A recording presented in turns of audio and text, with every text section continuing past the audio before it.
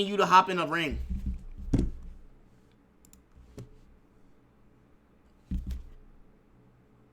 Date, wait. Oh, be right back.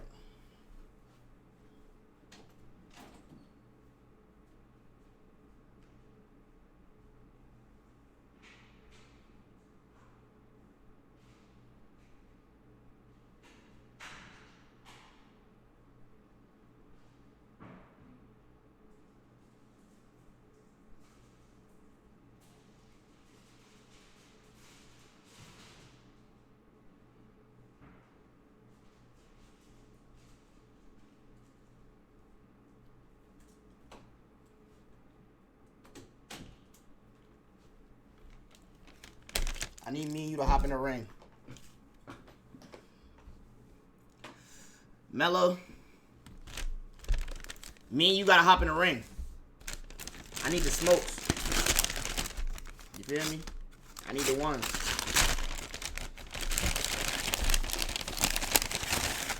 Simple, you said, can you fight me? I don't beat on kids, unfortunately, especially not my own kids. So, sorry to say, but no, you cannot fight me.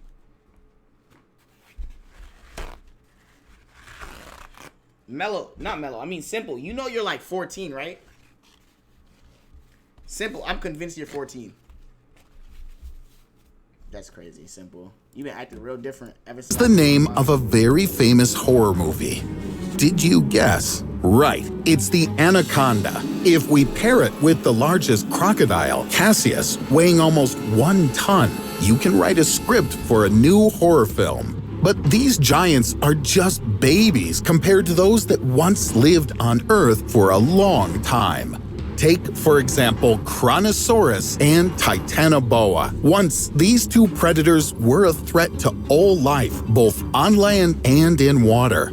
But what would happen if they still lived today? Could humanity survive, or would it be the end of us? Now, I'll tell you about the ancient monsters that terrorized everything in their path. You'll learn when and where these monsters lived, and then we'll bring them to the present. You'll see whether these giants will capture our world, and if people will be able to put up a fight. Something tells me that today it's going to be very hot. Before turning on the time machine, let's get to know our characters better. We'll start with Titanoboa. This ancient snake lived about 58 million years ago, and according to scientists, for at least 10 million years, it was the largest predator on the planet. Its length reached 13 meters, or 43 feet, and its weight exceeded a ton. Can you imagine this giant? Here's an illustration for you. If you laid 2 giraffes on the ground, then Titanoboa will still be longer. Or you can just look at these 2 vertebrae. The model on the left belongs to the anaconda, and on the right, Titanoboa. It turns out that the largest snake living today is half the size of the ancient reptile. In width, the mega snake could reach 1 meter, or 3 feet. It could easily swallow a young hippopotamus. True, in ancient times, there were no hippos. Titanoboa preferred to eat fish, and this monster could be found in dark swamps and rivers. In addition to fish, it could feast on crocodiles. It was a sophisticated killer. The giant monster attacked its victim and strangled it in its strong embrace. Then the snake swallowed it whole and digested it for a long time. The victim suffered a compression force comparable to 1.5 times the weight of the Brooklyn Bridge. So, put in numbers. That's 28 kilograms per square centimeter, 400 pounds per square inch. Even though the Kronosaurus was smaller in size, it was also a very bloodthirsty predator. Its wide-open mouth, full of many small teeth, speaks for itself. And the size of the predator is comparable to the dimensions of an orca, also called a killer whale.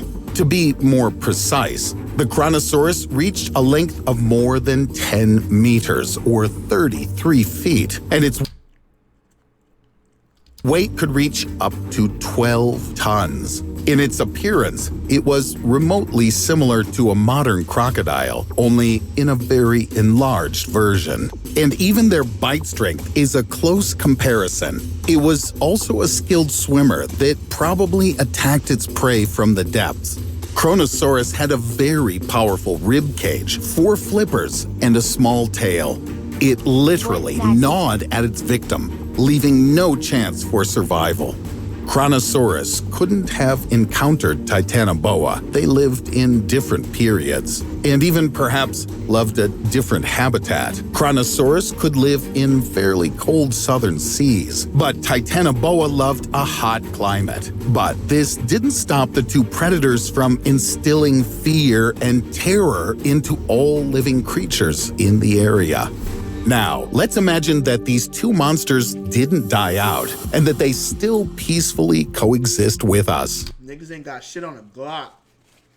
That AK-47 gonna do them right. Promise you, when I reload this motherfucker, I just wanna do them niggas right. Alright, them doing all that extra swimming, I'm alright. We be fucked. RPG handled that shit one time.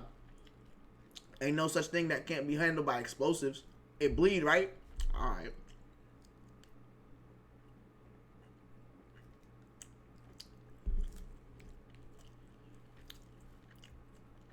Although, would it be peaceful? This is a big question. If Titanoboa survived to this day, it could well be found in the equatorial tropics. For example, Titanoboa would love the hot climate of Colombia or neighboring countries like Venezuela, Brazil, Ecuador, Peru, or Panama. Obviously, people would have to more carefully protect their homes from the intrusion of Titanoboa. However, it's unlikely that the snake could crawl unnoticed into a house. It would have no trouble knocking out a window or even breaking a door. Fortunately, this behavior is still unusual for snakes. But all the same, in order to protect themselves from intruders, people would have to surround their homes with high-voltage fences and keep a big stun gun under the pillow, just in case.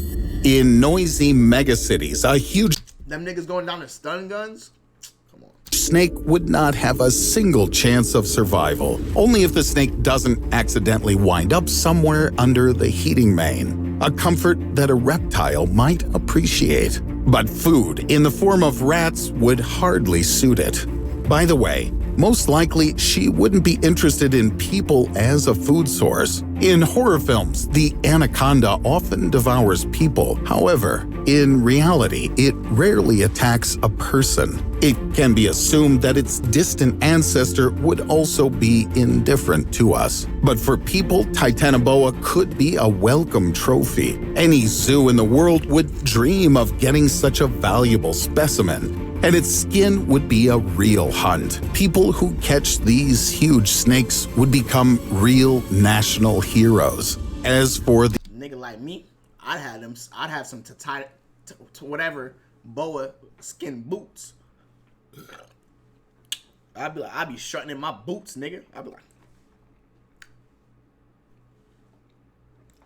the super snake diet, in our world it would find something to eat. Alligators, turtles, river dolphins would suit the giant in all respects. what the fuck is a river dolphin?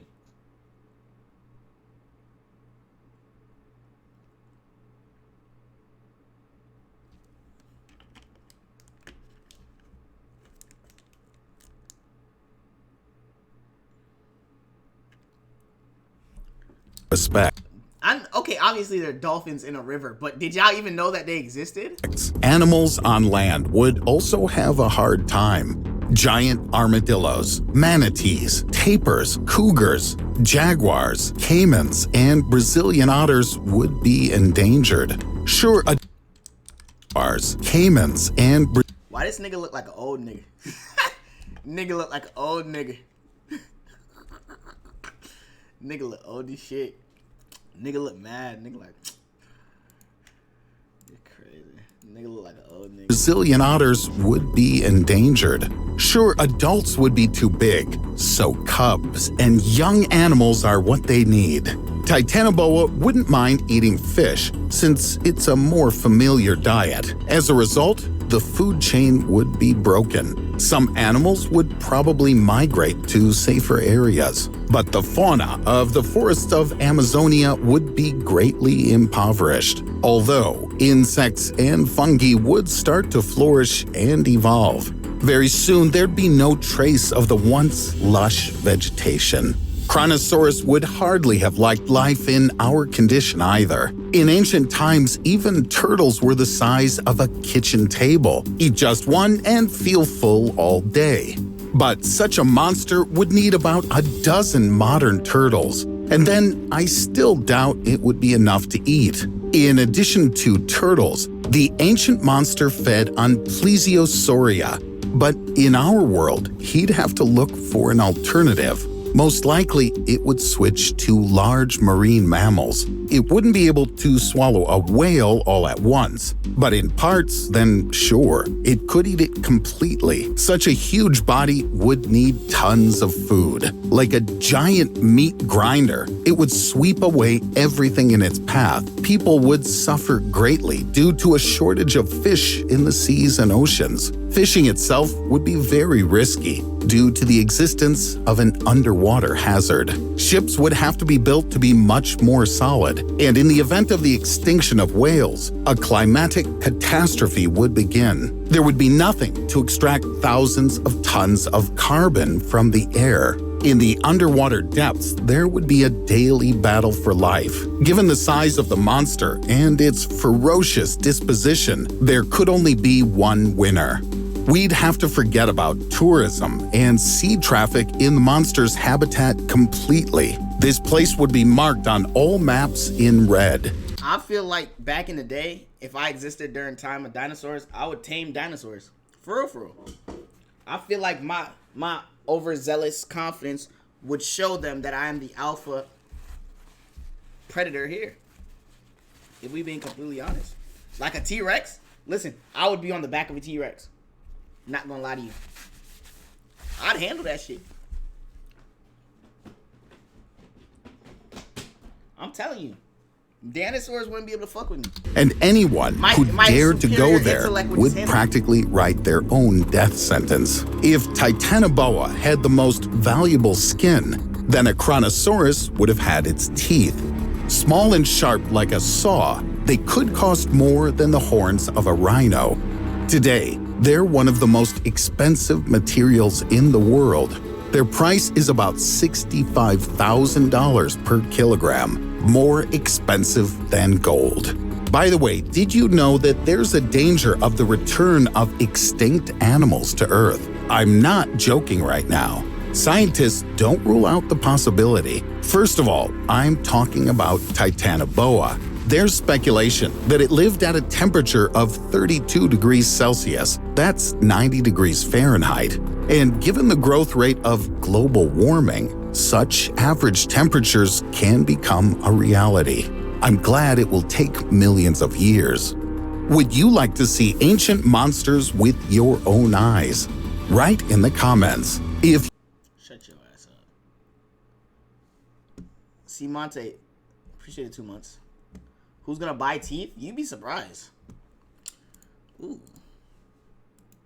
You hear the echo of a gunshot. People all around you begin to scream in panic. You run and dive for cover. As you breathe heavily trying to get your bearings, you look down. You've been hit. A pool of blood begins to soak through your shirt. How does getting shot feel? Let's find out. We've all seen someone get shot in the movies or television shows, but do these depictions have it right? According to the CDC, in 2017, around 40,000 people died from gun-related deaths in the United States alone. However, many people also survive being shot, and when they tell their story and what it feels like, there are several commonalities. That being said, everyone is different. Some people have really high tolerances for pain, while others not so much. The sensations felt from being shot are most certainly connected to the location of the bullet wound, the size of the bullet, and the person themselves. But let's look at different accounts and see what most have in common. Many gunshot survivors remember the initial Video sounds fast, probably because it's on, no, never mind. penetration of the bullet. The strange thing is, they don't remember feeling any pain at first. This is surprising, since you'd think a searing hot chunk of metal ripping through your skin, muscle, and nerves would be excruciating. However, for the most part, survivors of gun wounds tend not to notice they've been shot until they see blood. One gunshot survivor remembers the impact of the bullet feeling like someone had thrown a small pebble at her. The bullet hit her in the side, and all she remembers was being in shock, but not feeling any initial pain. This may be surprising. You know what it is? I feel like a lot of times with pain, you don't notice it till you notice it. You feel me? Because I've had like cuts in my leg and been like off the adrenaline, you don't peep it. And it doesn't hurt until you look down and you see, oh my God, I'm hurt. And then it hits you. You feel me?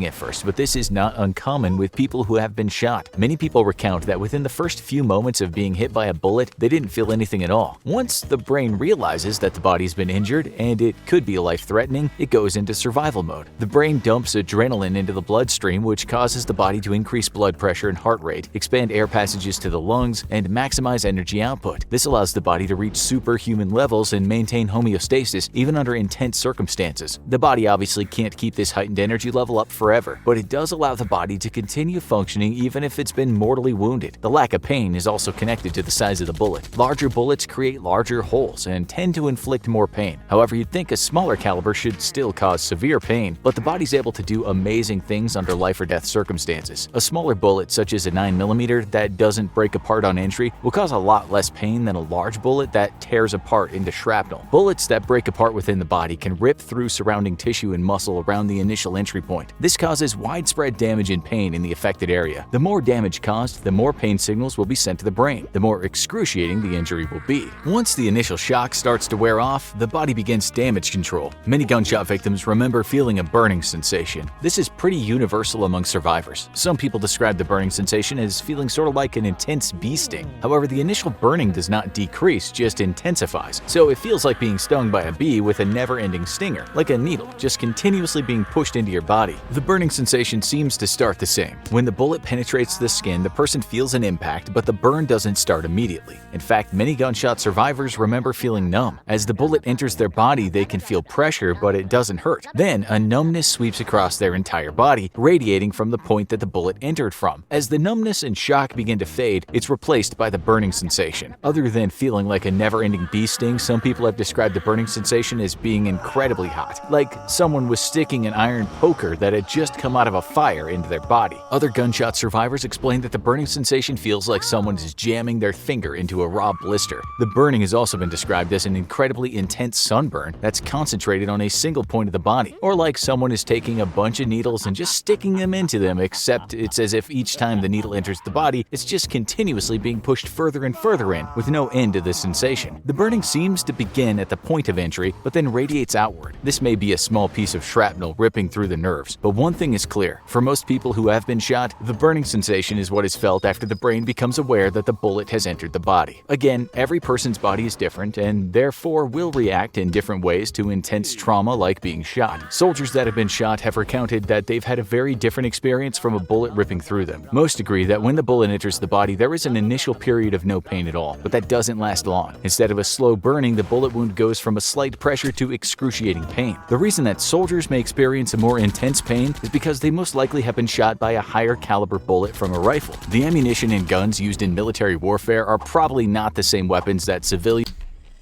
You know what it is to get hit with a fucking 5.56? Fuck that, a sniper round? I've seen a sniper round. Them bitches is like this. That shit hits you, it's over. That shit'll put a hole in a nigga. Bro, tearing limbs off. Dog. You know what? Sniper rounds, listen. Y'all don't. Sniper rounds really are like little, like rulers, like the length of a pencil and like this thick. Shit's crazy. Niggas get touched up with a 50 cal. Alright, man. I don't want no smoke with none of them assassin niggas, bro. They hit a nigga with a 50 cal. 50 cal taking your arm off. Civilians are shot by during senseless acts of gun violence. This is not always true, but it would seem that being shot by an assault rifle versus a pistol with a small caliber bullet would correlate to a more intense pain. One soldier who was shot says the initial shock wore off after a few seconds of a bullet entering his stomach. Then the pain immediately began. He remembers it feeling like being hit by a sledgehammer in the stomach over and over, resulting in the worst incontinence possible. However, with his intense pain, he saw that a warm numbness flowed through the rest of his body, and eventually he blacked out. On the other end of the spectrum, some people who have been shot say there was no pain at all. They didn't feel a burning sensation. They didn't feel like they'd been ripped open. They felt nothing. This could just be based on the person, but there are actually a few accounts of people being shot and saying they didn't feel much pain. One man who was shot in the calf by a .22 caliber bullet said it didn't hurt. He chalks this up to the bullet being small. It also probably had to do with where he got shot, as there are no vital organs in the calf. Being shot in different areas of the body seem to account for different sensations. But what about being shot in the head? You may be surprised to find that surviving a gunshot wound to the head is not as uncommon as you might think. You might also expect that being shot in the head would be excruciating, but this isn't necessarily the case either. One man was accidentally shot in the head by his wife while he slept. Now, accidentally shooting someone in the head seems unlikely, but that is the story the wife stuck to. Either way, while her husband slept, the gun was No. Hold on. Something they added up. Accidentally? She was looking at that nigga like, you been fucking that bitch, ain't you? Nah, that's crazy. someone in the head was accidentally shot in the head by his wife while he slept. Now, accidentally shooting someone in the head seems unlikely, but that is the story the wife stuck to. Either way, while her husband slept, the gun went off and the bullet ripped through his skull. When the man awoke, he didn't even know he'd been shot. Instead, he complained to his wife of a massive headache. The headache was so bad, the man asked his wife to drive him to the hospital, which she did. According to the victim, it wasn't until the nurse at the hospital informed him that he had been shot in the head that he realized what had happened. At this point, the wife ran out of the hospital to avoid being charged with attempted murder. However, this is not the only account of someone being shot in the head and surviving. There are a few commonalities between survivors of gunshot wounds to the head. The first is the intense headache that accompanies the bullet penetrating the skull. This is not surprising, as they now have a piece of metal lodged in their brain. The other commonality is a ringing sound. How do you survive a headshot?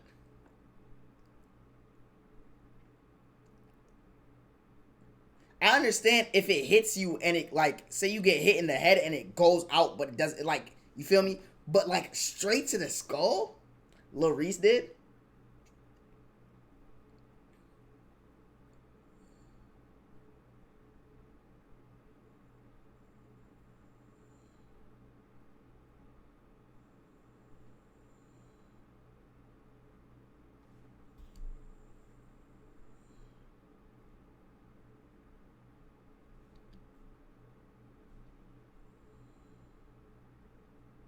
Most people who have been shot in the head and survive say they hear a constant ringing in their ears. Some describe the ringing as a unique sound unlike anything they'd ever heard before. It's so intense and loud it drowns out almost all other noise. Other survivors describe it as a really loud buzzing, like having bees inside your ears. And yet others describe it like the ringing of a bell in your head. Regardless of the description of the ringing, everyone agrees that it is incredibly loud and persistent. There also seems to be an initial ping sound from being shot in the head. The ping then starts to intensify into the ringing, which lasts anywhere from hours to days or weeks later. The ringing isn't painful per se, it's just really loud and annoying. Most gunshot survivors say the most painful part of being shot is the recovery process. The initial gunshot wound for many seems to be a burning sensation, but that's nothing compared to what happens if they survive the gunshot. They're rushed to surgery, and depending on where the bullet entered, the operation to remove the bullet and mend the wound is excruciating. Many gunshot survivors say that the recovery and rehab process after being shot is much worse than the getting shot itself. One survivor even described how when she was operated on, the doctors couldn't find the bullet initially, and they didn't want to go digging around in her body looking for it, so they decided to leave the bullet in. The survivor had to have multiple surgeries in order to recover from the gunshot, and during one of them, the bullet had actually been pushed close to the surface of the skin. She remembered the bullet was practically poking out of her body until she convinced one of the surgeons to remove it. Many gunshot wounds take months to heal. This means that for a long period of time, survivors are in constant pain from their body healing. And yet, the pain of recovery isn't even the worst part for many gunshot survivors. It's the psychological trauma that haunts them for the rest of their lives that causes the most pain. Most people who are shot end up with PTSD. They're typically sent to counselors and therapists to help them work through the traumatic experience, but this does not always help. Being shot does not mean they're afraid of being around guns or loud noises, but even things that are unrelated to being shot might set off a sense of fear and terror. For many, with the help of medical professionals and counselors, the PTSD can go away, but for some it doesn't, and they have to live the rest of their lives with the disorder. Getting shot is never pleasant. Whether it's a burning sensation depression, intense pain, or psychological trauma, it is something that stays with you for the rest of your life. The sensations associated with being shot depend on the person, the type of bullet, and where the bullet entered. Many people who survive being shot never fully recover. Now watch how to actually survive getting shot, or check out how to stop any pain in minutes.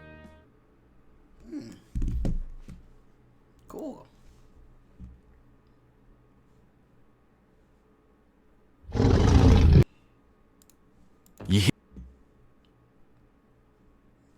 What? I'll be right back. I gotta use the We bathroom. all do it. Some of us do it more than others, and most of us cherish it. During those heavenly hours when we go into sleep mode, some weird and wonderful things happen to us. Sleep is the final frontier, a place where dreams burst into life, but also a place where strange and sometimes dangerous things happen. As you'll find out today, there's a lot more to sleeping than you think, and it's really only the last few decades that we've begun to understand the importance of having a good slumber. Without further ado, welcome to the Sleep Zone. Number 50. If you go without sleep, it's called sleep deprivation, and you could start to feel cranky and anxious if you go just 24 hours without a dose. Go 48 hours and you become very fatigued. At this point, you might have something called micro-sleeps, which means dropping off without even knowing it just for a second or two. Go 72 hours and it's likely you have difficulty concentrating and might start to get paranoid. Number 49. According to the Centers for Disease Control and Prevention, 1 in 3 Americans don't get enough sleep. Scientists believe most humans need at least 7 hours of sleep, but many people don't get nearly that much. Number 48. In 1987, a man named Kenneth Parks got in his car and drove around 12 miles to his mother-in-law's house. He then entered the house and bludgeoned his mother-in-law to death with a tire iron. After that, he tried to strangle his father-in-law, but he didn't succeed in killing him. Covered in blood, Parks drove to the police station and told the cops he may have just killed 2 people. He didn't go to prison for his crime, since it was believed he had committed the act while sleepwalking. Number 47. In 2005, a 15-year-old girl in England went for a walk while she was sleepwalking. She actually managed to climb a 130-foot crane. There she remained until a firefighter climbed up the crane and rescued her. The girl was still sleeping when he got to her. Of course, she was very confused, having gone to sleep in her bed and woken up at the top of a crane. Just imagine if that happened to you. Number 46. Lots of studies have been done so we can better understand dreams. One strange thing about dreams is the fact that something like 12% of people report that they only dream in black and white. Why? We don't exactly know. We know a lot more Americans in the past dreamed in black and white. The main reason for that is the TV was black and white. Number 45. According to the National Sleep Foundation, only 1 in 4 married couples in the USA actually share the same bed. The separation isn't always because the couple has fallen out of love or they argue too much. It's more likely to be because they disturb each other's sleep patterns. Number 44. Some people can't just seem to get out of bed in the morning. Some struggle, but others really feel like they just can't make the move. There's a term for this, and it's called dysania. There are a number of reasons that this can happen, and it could simply be that the person is not getting enough quality sleep. It might also be related to anxiety or depression. It's not a medical condition per se, but some people can have chronic dysania, and some sufferers have been known to stay in bed for days on end. Number 43. Some people are born blind, so you might wonder what they dream about since they have not visualized the world. Well, blind people's dreams tend to be more about the other senses, such as taste and smell and sounds. But there is evidence that some blind people can have visual dreams too. Studies have also found that people who are born blind tend to have more nightmares than people who can see. These might be related to the sense of falling or getting lost. Number 42. Some people claim to never dream at all, but that's because they rarely if ever wake up during their REM portion of sleep. This is when the brain is most actively dreaming, and self-professed non-dreamers who were woken up during REM sleep admitted they had been dreaming. Number 41. Do dogs dream? It seems they do, since scientists have looked at dogs' brains' electrical activity while they were sleeping. Some of those scientists said the average-sized dog will start to dream after about 20 minutes of sleep. At this point, you should be able to see rapid eye movement of the dog. So you might now ask, do dogs sleepwalk too? The answer, it seems, is no. Although they might flop about a bit while they're sleeping, it's unlikely that one day you'll find your dog at the top of a crane fast asleep. Number 40. We don't know where the myth originated, but some people hold the belief that if they were to die in their dream, they would die in real life. Simply put, this is hogwash. Many people have reported dying in a dream, and they live to tell the tale. Number 39. Humans are the only animal that deliberately delays their sleep. Number 38. According to the National Sleep Foundation, the body does not adjust to shift work. On its own website, the organization says that people who work shifts and change their sleep pattern a lot are more likely to later develop diseases such as cardiovascular and gastrointestinal diseases. Number 37. Around 90 million Americans snore, and 37 million of those folks do it on a regular basis. Number 36. Some people claim they don't sleep much at all, and some of them are pretty well known. Donald Trump wrote in his book, Think Like a Billionaire, "Don't sleep any more than you have to. I usually sleep about 4 hours per night." Well, at least he paid someone to write that in a book for him. Other reports state he sleeps about 6 hours a night, which would be the same as Elon Musk. In fact, we found lots of reports stating that many CEOs and famous people only sleep between 4 and 6 hours a night. Now, let's get strange again. The best is yet to come. There's a guy in the UK by the name of Lee Hadwin. He's been painting in his sleep since he was 4, and as an adult, he carried on doing it. He's been dubbed the sleepwalking artist and has made a lot of cash from selling his artwork. He goes to bed, and when he wakes up, there's sometimes a drawing or a painting in front of him. He said when he was 15 years old, he woke up and found that he'd drawn a really good picture of Marilyn Monroe. The thing was, in his waking life, he had no talent whatsoever for drawing. Some of his paintings have been sold for 6 figures, and even Donald Trump has bought one of them. He's made a lot of cash and kind of put no effort into it. Hadwin's skills have baffled scientists, and no one really knows how he manages to create works while he sleeps. Some people have said he's a fraud, although experts at the Edinburgh Sleep Clinic have witnessed him sleepwalking and they said he's the real deal. Number 34. Most people tend to fall asleep after around 7 to 15 minutes of trying, although anyone who has suffered from insomnia or stress will tell you that it might take them hours to find slumberland. Number 33. On the other hand, if you're the kind of person who falls asleep as soon as your head hits the pillow, it's likely you're sleep deprived. Number 32. You can find recent articles in the media that tell you that around 9 million people in the US take a sleep medication. Although the data cited is CDC research, it's now a decade old. Still, we found more stories about Americans' problems of falling asleep. It does indeed seem that millions of adults are taking a medication for sleep or medications to reduce stress and anxiety. The downside to this are some side effects and also dependency on the drug. With some medications, there's something called the rebound effect. So if the person tries to quit, they might experience even worse anxiety, stress, or insomnia. Number 31. The younger you are, the more you sleep. Babies usually sleep 14 to 17 hours a day, and they usually don't have a problem dozing off. 14 to 17-year-olds usually sleep anywhere from 7 to 11 hours a day. According to Johns Hopkins All Children's Hospital, it's important that younger folks get this extra sleep compared to adults who can get by on 7 hours. Parents shouldn't nag if their teenager likes to spend, say, 10 hours asleep. Still, according to the CDC, 2/3 of high school students aren't getting enough sleep, especially on school nights. Number 30. 20% of American adults hit the booze before bedtime, and if you've ever done that, you'll know it can help you fall asleep. But is it good for you? In the sense of sleep, not what it does to your organs. The experts tell us that a drunk sleep might not be the best sleep, because the alcohol can prevent you from having those good REM sleeps. You might also wake up in the middle of the night and not be able to get back to sleep again. A bucket of beer might also lead to many trips to the bathroom throughout the night, and as some of you know, drunk sleepers tend to snore. That's because the booze has relaxed their throat muscles, and also because drunk sleepers tend to sleep on their backs. Number 29. New research has shown that more people are now texting in their sleep, especially people who have grown up with a mobile phone. That's a very Have I ever... Actually, I've been texted, like, somebody's texted me while asleep, so I believe that. I've been hit with a sleep text. Like, nigga, throat muscles? What are we talking about?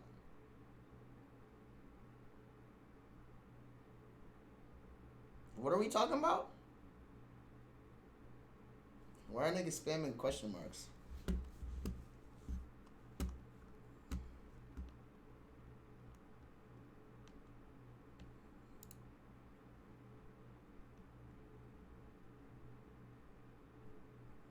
Throat muscles?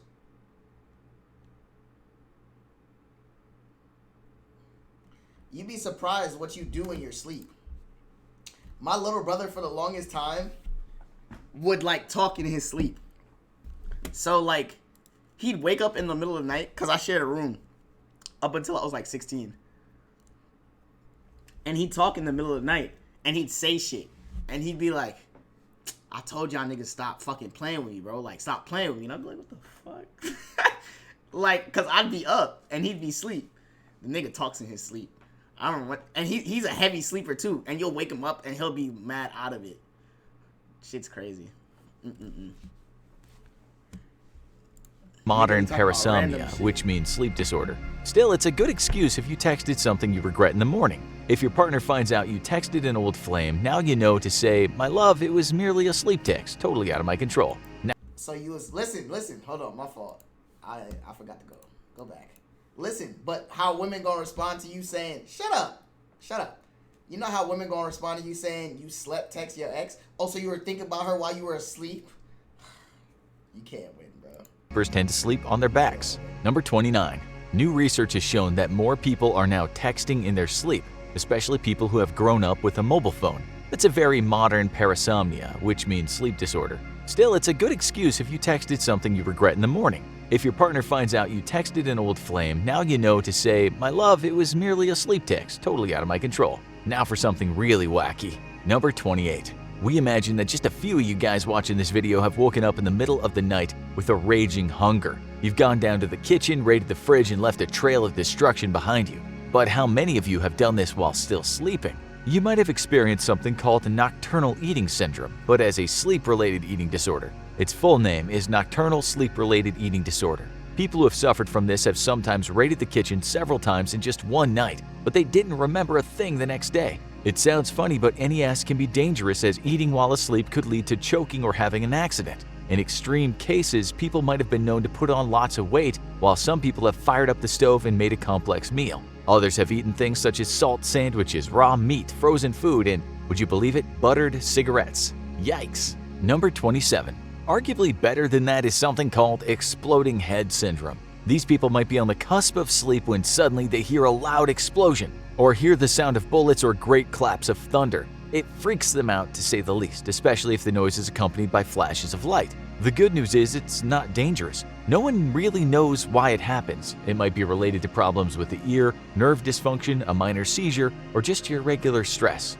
Number 26. Driving while feeling drowsy can lead to accidents, with the CDC saying in the US alone in recent years thousands of fatal crashes happened because someone nodded off behind the wheel or was very close to it. The statistics differ depending on what source you're reading, but everyone agrees that driving while very fatigued is a bad idea. In one poll, 37% of people admitted they had fallen asleep while driving at least once in their life. Number 25. Is napping good for you? NASA wanted to know this because they wanted to see if napping improved the performance of their pilots. The agency concluded that the ideal nap should be 26 minutes. It can improve alertness and reduce stress. With this in mind, if you ever find yourself in a position where you have to drive a long distance or you have to do something that's very important, if you feel tired, you should find a suitable place to take a nap. This might improve your performance and keep you concentrated. Number 24. According to some studies, it's a myth that you can catch up on sleep. Some people might think, if I sleep only a few hours on Monday and Tuesday, I'll catch up those missing hours later in the week. Harvard Medical School said this is not the case. Its study revealed that people who often have nights of little sleep will always suffer in the end. Number 23. Exercise helps you fall asleep easier and also helps you sleep better throughout the night. Why, though, you might ask? Well, scientists tell us that exercise releases endorphins in our brains, and this can reduce stress and depression. In fact, studies have shown that when people suffering from insomnia did 4 months of exercise, they slept better and were less anxious in general. The thing was, though, the good sleep didn't come immediately. Participants had to put some effort in. Number 22. Almost half of Americans sleep rolled up in the fetal position, so it seems we have a fondness for how we kicked it back in our mother's womb. Back sleeping is the second most common, and after that, stomach sleeping. Then there are people that combine different sleeping positions. Some research tells us that sleeping on your back is the best position to promote good health, although it might depend on if you have certain health issues. Number 21. We generally dream 4 to 6 times throughout the night, and as you'll soon find out, this can be a problem. Number 20. Some of you will know that one of the scariest things that can happen to you during sleep is dreaming that you're awake. Such a false awakening might mean you get up, go downstairs, have a drink of orange juice, then suddenly realize something isn't right. Then you might wake up for real, often with your heart pounding. Even worse is the fact that some people have woken up with a shock and then seen someone standing over them. This is a dream within a dream again, and the person might wake up for real. These are called multiple false awakenings, which has been described as a Russian doll of dreaming. That's scary.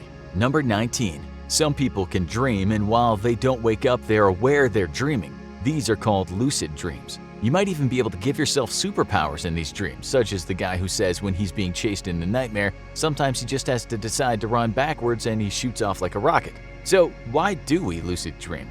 It's likely because a part of the brain called the dorsolateral prefrontal cortex is partly switched on during sleep when it usually isn't. This is the part of the brain that deals with planning, reasoning, working memory, and thinking about multiple concepts. In a lucid dream, the person then becomes conscious enough to know they're dreaming, but not conscious enough that they wake up. That's one theory anyway. Number 18. So, which country's citizens get the best sleep? We found some data and it seems that folks from New Zealand on average sleep the most hours. The Netherlands, Finland, Britain, and Australia weren't far behind, and the US was somewhere in the middle. The worst sleeping nation was Japan, followed by South Korea and then Saudi Arabia. Number 17. According to the National Sleep Foundation, only 8% of Americans sleep totally naked, while a whopping 1/3 of British folks sleep in the buff. Number 16. There's no proof that eating I am part of the 8%. cheese can give you nightmares, but if you do go to bed on a full stomach, it might affect your sleeping pattern. It can make you restless as your body digests the food, and therefore you might wake up more during REM sleep. Number 15. Around 1.4% of people sleep with their eyes open, a condition known as nocturnal lagophthalmos. It simply means they cannot close their eyelids during sleep, with some folks sleeping with their eyes fully open and others just partially open. They have no idea they're doing it since they're asleep, but it looks pretty freaky to other people. There are other reasons why someone might sleep with their eyes open, relating mostly to disease, trauma, and autoimmune conditions. Number 14. In 2010, a man named Gregory Macon said he was kicked off a US Airways flight because he was caught sleeping with his eyes open. He'd fallen asleep before the plane had even taken off, but when one of the cabin crew saw him sleeping with his eyes open, she thought he was ill and asked if anyone on board could help. There was actually a nurse on the plane, but she had no idea why someone would sleep with their eyes open. She had not heard of nocturnal lagophthalmos, and while Macon explained that he'd often slept this way, in the end, the crew decided he wasn't fit to fly. He wasn't very happy about this at all. Okay, coming up to the top 13. Now we have some really strange things to tell you. Number 13. You cannot sneeze while you're sleeping. Number 12. Studies have shown that people have a worse night's sleep when there's a full moon. Why that happens is confusing, but the obvious answer might be because of the light of the moon. That doesn't seem to be the case though, because when scientists in Switzerland watched people as they slept during a full moon, the subjects were literally kept in the dark. They were figuratively kept in the dark too, since they had no idea what the experiment was about. The scientists found that when the moon was full, on average the people spent 30% less time in deep sleep and slept less time overall. It also took them longer to fall asleep. Some scientists believe that humans are naturally attuned to the moon's cycle, and that's why its fullness affects our sleep. More studies have been undertaken with mixed results. One study showed kids slept longer during a full moon, but another revealed again that adults slept less. Number 11. Back when the British were leading the Industrial Revolution, a new job came onto the scene so that people could get to the factories on time. This job was called a knocker-upper. For a few pennies a week, some guy would come around to workers' houses and knock on their doors or windows, or use a pea shooter to hit the higher-level windows. In the 19th century, the author Charles Dickens wrote about the occupation, but knocker-uppers were still around in the 1970s. The first personal alarm clock was invented in 1787, but we guess not everyone in Britain's industrial cities had one. Number 10. Things can turn ugly if you wake someone up who's experiencing something called sleep terrors or night terrors. These are very intense nightmares. Fortunately, only around 1% of adults suffer from regular night terrors. And while someone might thrash around a bit or scream out, the person next to them will usually not be harmed. That's not always the case though, and we found instances where people had attacked their partner during a night terror. During the frenzy, the dreamer might also hurt themselves. This is how one woman described how her husband would sometimes act during sleep.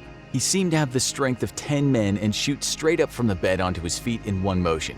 He's landed clear across the room on many occasions and has pulled down curtains, upset lamps, and so forth. He's grabbed me and pulled on me, hurting my arms. There are many reasons why someone might have night terrors, from substance abuse to childhood trauma to PTSD to a family history of parasomnia. Number 9.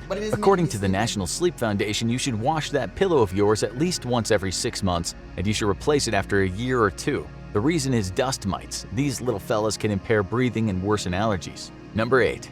Babies are another thing that really get in the way of a good night's sleep. It's reported that a new person in the house will result in 400 to 750 hours of lost sleep for parents. Number 7. Major global events can make many people have a bad night's sleep. A big event might have the effect for many months, as many people have experienced during the coronavirus pandemic. Other major sleep disturbers have been 9/11, the Challenger space shuttle disaster, and the Chernobyl nuclear disaster. While it's good to know about current events, we can certainly consume too much news. Sometimes you have to tune out and just be in the moment. Number 6. When your stress levels are high, the hormone corticosteroid can negatively impact the effects of the immune system. A vicious cycle that can happen is a person is stressed and sleeps less, and the next day the lack of sleep means that they deal with stress worse. They might then sit in front of the TV watching news media that sounds apocalyptic, and this creates more stress, which creates sleeplessness and a repeating cyclical pattern. Number 5. Some people dread going to bed and falling asleep, a condition called somnophobia. One sufferer in the UK explained it like this: "I'd stay up listening to my mom snoring just to make sure she was alive. I was petrified that if I slept, something bad might happen, and I wouldn't be awake to help." Some of these people might fear the loss of control they have during sleep, or they might worry about what could happen while they're unconscious. Some sufferers have said the fear comes from having had night terrors or bouts of sleepwalking, while for others a traumatic event in the past has caused the dread of the bed.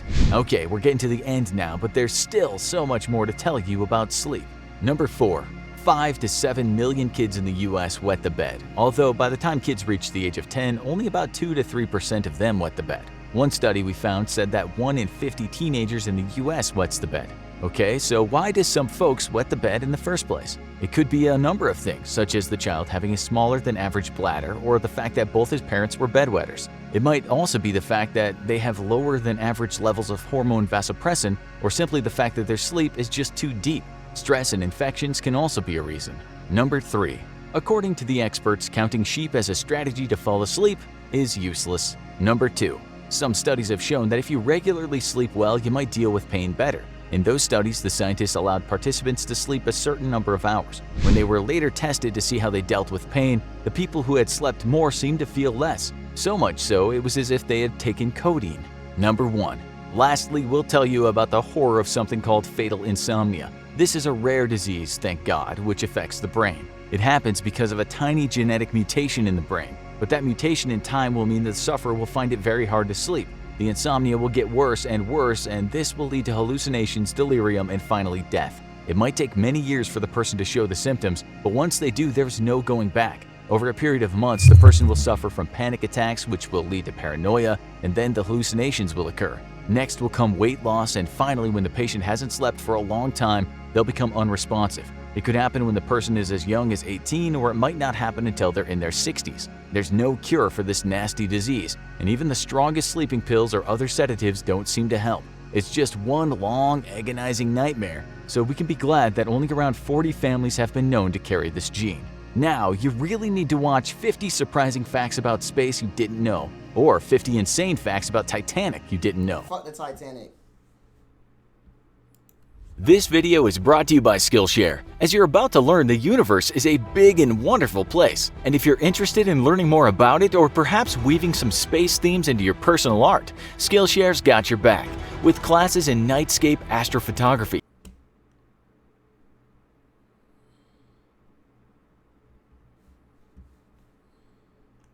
Space don't exist, hot take. you can learn how to capture stunning images of the Milky Way.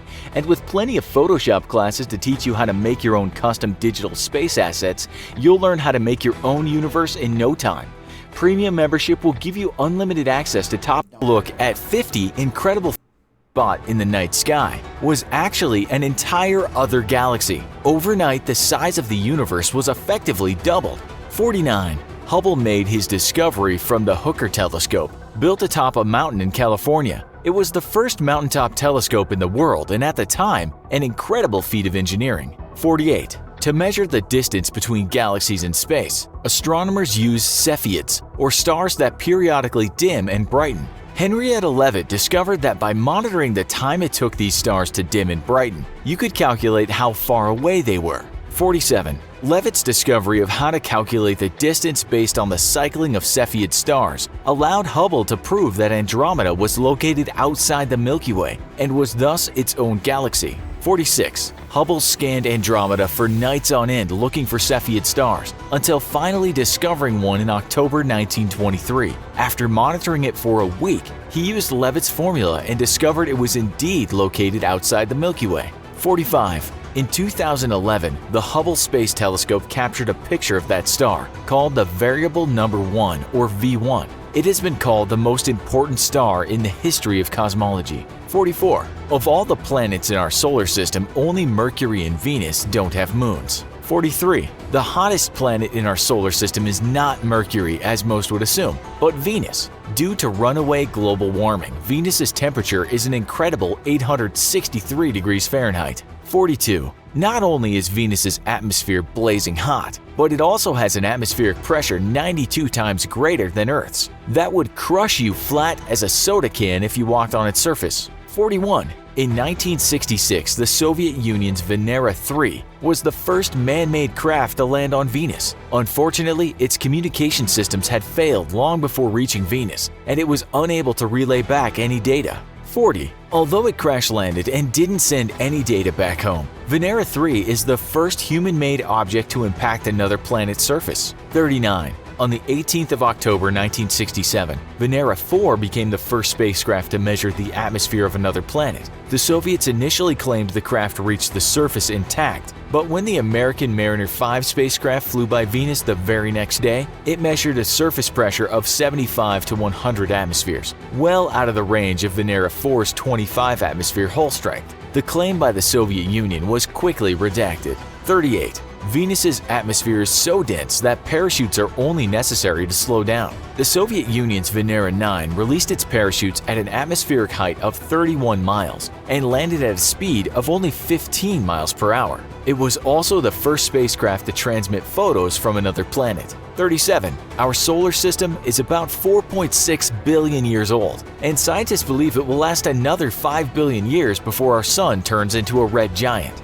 36. The tallest mountain known to man is Olympus Mons, an extinct volcano on Mars, with a peak 15 miles high. It's nearly 3 times larger than Mount Everest. 35. A light year is the distance light travels in 1 year, or 5.88 trillion miles. 34. The width of our Milky Way galaxy, according to NASA, is about 1 quintillion kilometers, or 621 quadrillion 371 trillion 192 billion 237 million 333,888 miles, or in astronomical terms, 100,000 light years. 33. Because most stars are so far away, when you look up into the night sky, you're not seeing them as they currently are, but as they were thousands of years ago. That's how long their light takes to reach us. 32. Our sun is 300,000 times larger than the Earth, but in the universe, it's a lightweight. 31. The largest star in the known universe is VY Canis Majoris. It's 1,400 times larger than our own sun. If you stuck it in our solar system, it would extend all the way past Jupiter.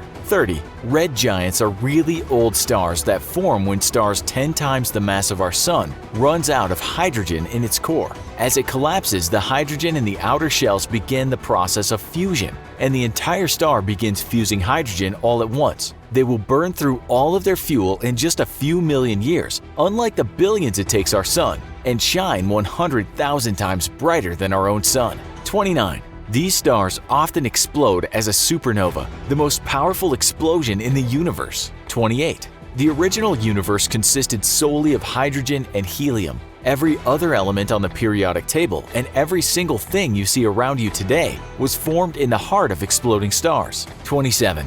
That's because when a star goes supernova, it releases huge amounts of energy and neutrons, which produces heavier elements. The carbon in your body and the gold in the jewelry you wear were all made from exploding stars. 26. Only hydrogen and helium were formed in the Big Bang. The next time you suck down helium from a party balloon, you are sucking down a gas that probably formed just 3 minutes after the Big Bang. 25. Red giant Betelgeuse, 1,000 times larger than our sun, is a cosmic neighbor and expected to go supernova in the next 1,000 years. 24. Some scientists theorize that life is only possible in the outer edges of a galaxy, where large stars are rare and thus supernovas don't routinely sterilize worlds of life. 23. We ourselves are between 2 arms of the Milky Way and in a relatively rural part of the galaxy. 22. Extending well past the orbit of Pluto is a massive sphere of icy objects known as the Oort cloud. These are remnants from the formation of the solar system, held in place by the weak gravity of the very distant sun.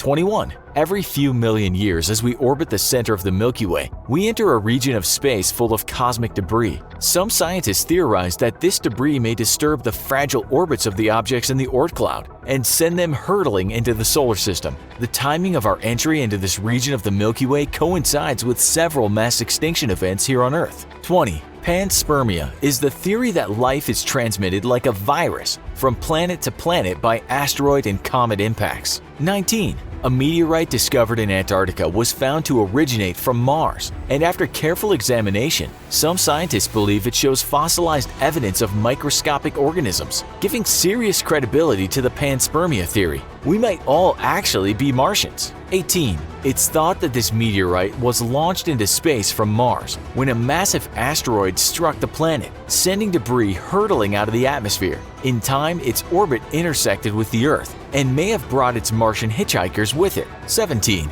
In 2008, an ESA mission sent tardigrades, tiny microscopic organisms, into space. After 10 days of exposure to the vacuum of space, ultraviolet radiation from the sun, and cosmic rays, they were returned to Earth still alive. 16. Before the tardigrades, only some lichen and bacteria were known to survive exposure to space, meaning panspermia may be a valid theory for the origin of life on Earth. 15. Because there's no atmosphere on the moon, the footprints and tire prints left on the moon by American astronauts will never disappear unless an asteroid impact wipes them out. 14. Not only does Jupiter have the most moons in our solar system, with 79, but as of right now it has the most moons of any known planet in our galaxy. 13. Many scientists think that without Jupiter, life on Earth would be impossible. That's because the giant of our solar system exerts such a strong gravity that it pulls in many comets and asteroids that might have impacted Earth. Jupiter is like our personal bodyguard. 12. Once thought rare outside of the Earth, water has been found practically everywhere in the solar system, even on Mercury, where scientists never dreamed it would be possible. In 2011, NASA's MESSENGER probe discovered water ice in craters on Mercury's North Pole. That's despite a surface temperature of 800 degrees Fahrenheit on the day side. 11. Not only does Earth rotate as it orbits the Sun, but the Sun itself also rotates at a rate of once every 25 to 35 days. 10. Earth is the only solar system planet not named after a god. 9. Pluto is smaller in diameter than the United States. 8. The first theory positing the existence of black holes was from an English clergyman named John Mitchell in November 1784. He even correctly noted that these features would not be visible to the naked eye, but that they could be detected by their gravitational effects on other bodies. 7. Despite proving through general relativity that black holes could form, Einstein himself did not believe they could form in the natural world. It wouldn't be until 1972 that Cygnus X1 became the first observed black hole, taking them from the realm of theory to the realm of reality. 6. In 2002, astronomers presented evidence that a supermassive black hole lurks at the center of our own Milky Way. 5. In 2012, Suvi Jazari and his team published the first visual evidence of a black hole. Using the Pan-STARRS 1 telescope in Hawaii, they photographed the supermassive black hole 2.7 million light-years away, swallowing a red giant. 4. In 2015, gravity waves from the merging of a pair of black holes into one were detected. The violence of their merging created a ripple through space-time that was detectable here on Earth millions of light-years away. 3. Not only did general relativity predict that black holes were possible, but it also predicted that white holes could also be possible. The polar opposite of a black hole, a white hole is a region of spacetime where matter cannot enter. 2. A growing theory suggests that white holes are the opposite ends of black holes, and that our own Big Bang was a supermassive white hole that existed for fractions of a second. 1. Afraid that returning astronauts might be carrying unknown and deadly lunar germs, the Apollo astronauts were quarantined immediately after their arrival on Earth. What other incredible facts about space are there? Are we really all Martians? Is our entire universe just the end of a black hole from another universe? Let us know in the comments. Also, be sure to check out our other show, I've seen a couple white holes in my time.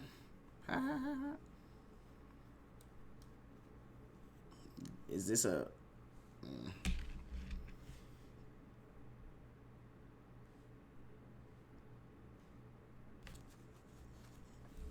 You not funny? Fuck up. You want to rethink that? Mystic Michael?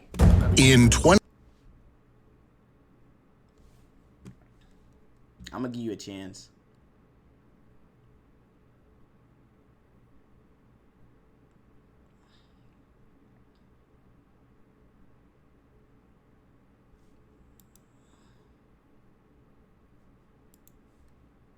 Okay, guess not. 2013, scientists discovered a very unusual find in the Spanish cave of Cima de los Huesos, or Pit of the Bones. What they found were human remains. What was so unusual about this was primarily its location. After all, the cave is located at a depth of 43 feet, or 13 meters. It's too deep to be inhabited by humans. There were also no signs that the cave was used as a burial place. After some time, it became clear. This find was evidence of the very first murder in human history. At least the first case known to science to date. What guided the first murderer on Earth, and what made the circumstances of this crime unusually strange? At the dawn of scientific research, there were two opposing points of view on the nature of man. On the one hand was Thomas Hobbes, who suggested that the nature of Homo sapiens is extremely violent, and the entire evolutionary development of mankind is a war of all against all. On the other hand, there was Jean-Jacques Rousseau, who believed that human civilization was built on cooperation and the desire to be a full member of a social group. The debate between these two sides exists to this day. Who is really right, Hobbes or Rousseau? What is the real nature of man? To clarify the case of the corpses discovered in the Spanish cave, scientists decided to study the remains in closer detail. They assembled a skull from 52 Views are more life views. fragments scattered along the bottom of the cave, then determined his age. It turned out that the person the skull belonged to lived approximately 430,000 years ago. However, this was not what surprised scientists. Most of the researchers' attention was focused on two fractures above the left eye. They had the same outline and were completely identical. At first, scientists suggested that the injuries occurred when falling to the bottom of the cave. However, in Cima de los Huesos, there is nothing that could cause such a symmetrical fracture. In addition, no signs of healing were found in the injured area. This means that the injury either caused death or happened posthumously. Scientists began to study the skull fractures in more detail and came to the conclusion that they resulted from a blow from a stone spear or axe. That is, it was an intentional murder. Judging by the location of the fractures, the attacker struck the area above the left eye with his right hand several times. After that, the killer dragged the lifeless body and dropped it to the bottom of the cave of Cima de los Huesos. However, the murdered man seemed to have been far from the only victim of severe physical violence, because besides him, the remains of another 28 people were found in the cave. No traces of violent death were found on the other skeletons, but scientists are sure that the people were already dead when they were dropped to the bottom of the cave. It's possible that there were several criminals who committed the first ever massacre known to mankind. Or maybe it was some serial maniac. It's noteworthy that such a crime occurred at least 130,000 years before the appearance of the first Homo sapiens. The killer, like his victims, belonged to the early species of humans. It could be assumed that only the distant predecessors of Homo sapiens were brutal killers, and the intelligent man is a more peaceful creature, but this is far from the truth. The first Homo sapiens only continued down the path of violence that their ancestors had initiated. Another discovery only confirms this. During the Second World War, human remains were discovered in the Romanian cave of Sioclovina, among which was also a skull with unusual injuries. These remains were dated to about 33,000 years ago. For a long time, scientists couldn't explain the wounds found, and only 70 years later, with the advent of modern, high-quality equipment, were the researchers able to solve this crime. Scientists created several molds of the head from a material that mimics the properties of real bones. Then, the experimenters threw it from different heights and also tested various murder weapons, such as a baseball bat and fragments of volcanic stones on the model. The head was hit in two positions: when it rested on a hard surface, in case the victim was lying on the ground at the time of the murder, then also in an upright position, in case the victim was standing during the attack. After a series of simulated attacks on the artificial head, scientists compared the data with CT scans of the actual skull. As in the case of the previously suspected killing, there were no signs of healing on the skull. Therefore, the blow most likely caused death. The hypothesis that injuries were caused after death was ruled out. Indeed, otherwise, the bones would be old and dry at the time of impact, so the fracture would have sharp edges. However, bone fragments flowed very smoothly inside, which indicates that at the time of the blow, there was soft brain tissue inside the skull. That is, the person was still alive at the time of injury. But the victim did not die instantly, and the blows themselves were few. The first blow happened when the person fell face down, probably after being pushed. After that, the victim rose back to his feet. The second injury was then received directly from the attacker. The blow was delivered with a blunt object, after which the bone fragments flew off to the back of the skull. This indicates that the killer was face to face with the victim. Since the blows were on the right side of the head, scientists suggested that the attacker was left-handed. This case was one of the first killings known to scientists to have occurred among Homo sapiens. In modern times, we often tend to blame violence on the media, computer games, or violent films. However, the killers I just described didn't play Fallout or watch the bloody comedies of Quentin Tarantino. In fact, the root of the problem lies much deeper. Evolutionary biologists believe that the cause of modern violence is natural selection. Our ancestors, who had a propensity towards cruelty, simply killed all their peace-loving kindred. Therefore, only violent people could continue to rule the clan. As a result, the genes responsible for aggression were preserved in the evolutionary development of man, passed on to subsequent generations, and finally reached us. But despite the fact that every person has a tendency towards aggressive behavior, only some of us are capable of real atrocities. The fact is that in addition to aggression, evolution has also endowed us with empathy and sympathy. Since our survival has always depended to a large extent on interaction with other people, the ability to empathize and collaborate allowed for coexistence with our own kind. However, some are simply devoid of this quality. In psychiatry, such people are called sociopaths and psychopaths. Due to a lack of emotions, such members of the human race seek the thrill of destroying their own kind or hurting others. Whether this antisocial personality disorder is innate or is a consequence of the influence of upbringing and the surrounding social environment remains an open question.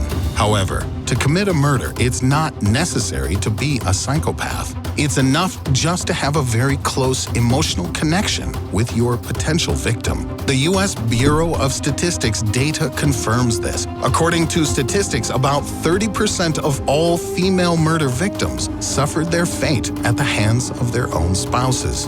Another 18.3% of women are killed by former spouses. Only 8.7% of murdered women are victims of strangers. This is because in emotionally charged situations, people often act impulsively and irrationally, which can lead to shocking and irreversible consequences. Answering the question that I asked at the beginning regarding human nature, we can say with confidence that both statements are true. Human nature can be both destructive and creative. Aggression has helped the human race to survive in the adverse conditions of the primitive world and become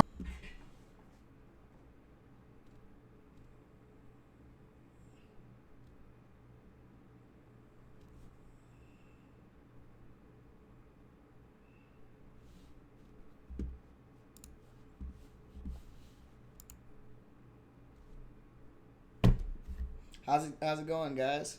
What's up?